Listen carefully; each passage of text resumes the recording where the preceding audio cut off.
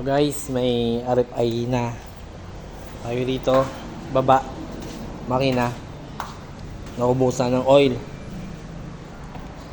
Gamit lang ng gamit kasi yung may-ari.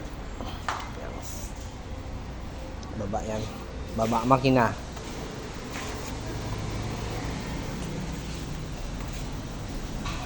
Kaya sa mga RFI dyan, no, ingat-ingat, paki double check yung oil. Kasi akala natin meron pa. Kasi pag sinistart, kumakanda naman. Pero hindi natin alam. Wala na palang oil. Gaya nito, wala ng oil. No, sakit-sakit gawa to sa bulsa. Hindi na makick.